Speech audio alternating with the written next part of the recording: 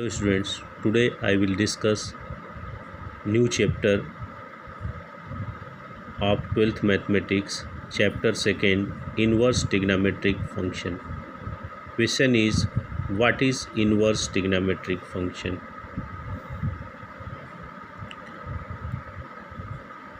Inverse function. Which function is said to be inverse function? A 1 onto function is called invertible function. ऐसा function जो 1 onto हो वही इन्वर्सिबल हो सकता है, यानी उसी फंक्शन का हम इन्वर्स फाइंड कर सकते हैं। इन्वर्स ऑफ ए फंक्शन, इसी फंक्शन का इन्वर्स क्या होता है? Let F such that X tends to Y be 1 onto function.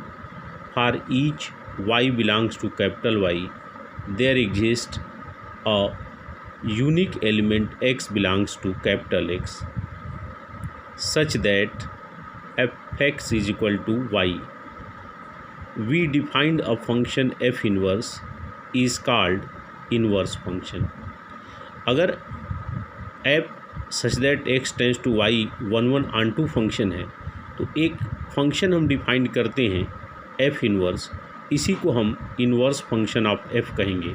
when F inverse such that Y tends to X, यानी जो इसमें को डोमेन था इनवर्स में वो डोमेन हो गया, और जो एफ में डोमेन था इसमें को डोमेन हो गया।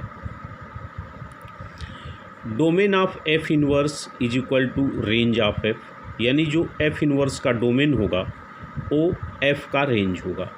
And range of F inverse, यानी एफ इनवर्स का जो रेंज होगा वो डोमेन एफ के इक्वल होगा। Next important point is trigonometric functions are in general not 1 onto function. कोई भी ट्रिग्नोमेट्रिक फंक्शन जनरल वे में 1 onto फंक्शन नहीं होता। Therefore inverse do not exist, इसलिए ट्रिग्नोमेट्रिक फंक्शन में इनवर्स एग्जिस्ट नहीं करता। सेकेंड इंपॉर्टेंट पॉइंट है, if we restrict their domain we can make them 1 onto। लेकिन अगर हम ट्रिग्नोमेट्रिक फंक्शन के डोमेन को रिस्ट्रिक्टेड कर दें, यानी एक लिमिट में बांध दें उसको, तो हम फिर उसको 1 onto बना सकते हैं।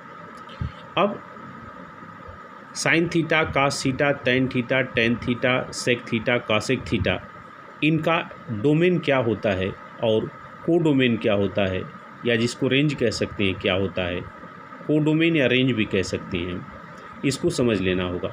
साइन थीटा का domain set of real number R होता है और को डोमेन है close interval -1 to +1।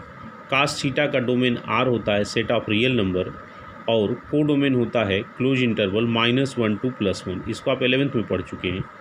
Tan theta का डोमेन होता है R minus theta such that theta is equal to 2n+1 π/2 n belongs to Z, और इसका रेंज होता है R set of real number.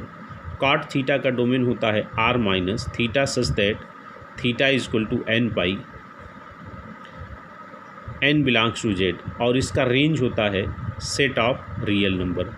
Sec theta का डोमेन होता है R minus theta such that theta is equal to 2n+1 π/2 and n belongs to Z, यानी π/2 का multiple sec theta में उसको रियल नंबर के सेट में से हटाना होगा। और रेंज होता है सेक थीटा का R minus open interval -1 to +1, और कॉसेक थीटा का डोमेन होता है R minus theta such that theta is equal to n/, n belongs to Z, और इसका रेंज होता है R minus open interval -1 to +1। अब इसके बाद है in sine inverse x branch -π/2 to +π/2 is called principal value branch. Sine inverse x का, जो कि साइन एक्स का इनवर्स फंक्शन है, यानी साइन एक्स का जो डोमेन और को डोमेन था वो आपस में इंटरचेंज हो गया है, तो sine inverse x in sine inverse x branch -π/2 to +π/2 ये क्लोज इंटरवल में है, दोनों साइड में इंटरवल क्लोज है, is called principal value branch. ये साइन इनवर्स एक्स का प्रिंसिपल वैल्यू ब्रांच कहलाता है। And the value belongs to it is called principal value, और जो इसमें वैल्यू लाई करेगी उसको प्रिंसिपल वैल्यू कहते हैं। अब हम सारे ट्रिग्नोमेट्रिक फंक्शन को यहाँ लिखे हैं, sine inverse x, cos inverse x, tan inverse x, cot inverse x, sec inverse x, cosec inverse x. ये इसका डोमेन है और ये रेंज है जिसको कि हम प्रिंसिपल वैल्यू ब्रांच भी कहते हैं। और इसको याद रखना बहुत ज़रूरी है क्योंकि सारे इनवर्स ट्रिग्नोमेट्रिक फंक्शन की वैल्यू इसी प्रिंसिपल वैल्यू ब्रांच में ही लिखनी होती है हमको, इसलिए हर ट्रिग्नोमेट्रिक फंक्शन का प्रिंसिपल वैल्यू ब्रांच याद रखना बहुत इम्पोर्टेंट है इस चैप्टर में। तो साइन इनवर्स एक्स का डोमेन है क्लोज इंटरवल -1 टू +1 और इसका रेंज है close interval -π/2 to +π/2। Cos inverse x का डोमेन है क्लोज इंटरवल -1 टू +1 और इसका रेंज है close interval 0 to π। Tan inverse x का डोमेन है सेट ऑफ रियल नंबर और रेंज है open interval -π/2 to +π/2। Cot inverse x का डोमेन है सेट ऑफ रियल नंबर और रेंज है open interval 0 to π। Sec inverse x का डोमेन है r -1 टू +1, यानी सारा रियल नंबर होगा, -1 से +1 के बीच का रियल नंबर हटा देंगे इसमें से, और इसका रेंज है 0 टू π, लेकिन π/2 नहीं होगा, 0 और π के बीच में π/2 पड़ता है। यहाँ हमने समझाया है ऊपर 0 और π/2 के बीच में 0 और π के बीच में π/2 पड़ता है, लेकिन इसको नहीं लेना है। ये 0 है, ये π है, इधर एंगल पॉजिटिव है, ओरिजिन के इधर की साइड ओ के इधर 0 के इधर की साइड एंगल निगेटिव होता है। और फिर कोसेक इनवर्स एक्स का डोमेन है r -1 टू +1 और रेंज है -π/2 टू +π/2 -0, लेकिन उसमें से 0 नहीं होगा। इसी तरह से सारे इनवर्स ट्रिग्नोमेट्रिक फंक्शन की वैल्यू उसके प्रिंसिपल वैल्यू ब्रांच में ही लाई करती है, इसलिए इस ब्रांच को याद रखना जरूरी है ट्रिग्नोमेट्रिक फंक्शन के अनुसार। अब sine inverse x not equal to sine x का inverse, sine inverse x not equal to sine x का inverse not equal to 1/sin x, ये सब डिफाइंड नहीं है, साइन इनवर्स एक्स इसके इक्वल नहीं हो सकता। अब है प्रिंसिपल वैल्यू। प्रिंसिपल वैल्यू क्या होती है? The value of an inverse trigonometric function which lie in the range of principal value branch is called principal value of the inverse trigonometric function. यानी इनवर्स ट्रिग्नोमेट्रिक फंक्शन की value जो उसके principal value branch में लाई करती है उसी को हम उसका प्रिंसिपल वैल्यू कहते हैं। अब जैसे देखिए एक्सरसाइज 2.1 का question number 1, find the principal value of sine inverse -1/2। अब हर inverse trigonometric function angle show करता है, इसलिए इसकी वैल्यू रेडियन में आती है, π/4 π/2, यानी हर इनवर्स ट्रिग्नोमेट्रिक फंक्शन एंगल है। तो let theta is equal to sine inverse -1/2। अब हम क्या करेंगे कि ये इन्वर्स में क्या था, डोमेन और कोडोमेन इंटरचेंज हुए थे, फिर हम इंटरचेंज करते हैं, यानी साइन को उधर ले जाते हैं।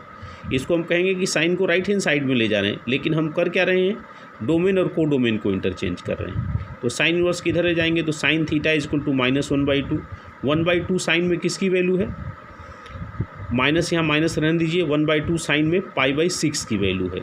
अब साइन निगेटिव सबसे पहले कहाँ होता है, साइन निगेटिव या तो थर्ड क्वाड्रेंट में होता है, तो थर्ड क्वाड्रेंट में जाएंगे π + π/6, तो हो जाएगा 7π/6, जो कि इसके प्रिंसिपल वैल्यू ब्रांच से वैल्यू बाहर चली जाएगी। 7π/6 π/2 से ज़्यादा होगा, इससे और आगे लाई करेगा, तो वो नहीं लेंगे। अब हम फोर्थ क्वाड्रेंट में जाएंगे, तो हम माइनस साइन π/6 को लिख सकते हैं साइन -π/6।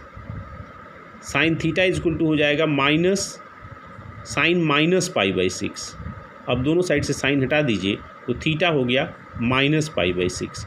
अब ये -π/6 साइन के प्रिंसिपल वैल्यू ब्रांच में लाई करती है, -π/2 से +π/2 के बीच में यही एक वैल्यू लाई करती है, इसलिए यही इसका प्रिंसिपल वैल्यू है। अब थीटा की वैल्यू यहाँ पुट कर देंगे। थीटा की वैल्यू क्या हमने लेट किया है, sine inverse -1/2 is equal to -π/6। तो यही साइन इन्वर्स -1/2 की वैल्यू जो कि आई है -π/6 लाई करती है क्लोज इंटरवल -π/2 से +π/2। ये साइन इन्वर्स एक्स का प्रिंसिपल वैल्यू ब्रांच है, तो यही इसकी प्रिंसिपल वैल्यू है। तो इसी तरह से हम प्रिंसिपल वैल्यू ब्रांच में ही सारे इन्वर्स ट्रिग्नोमेट्रिक फंक्शन की वैल्यू निकालेंगे और इसको फाइंड करेंगे। ओके।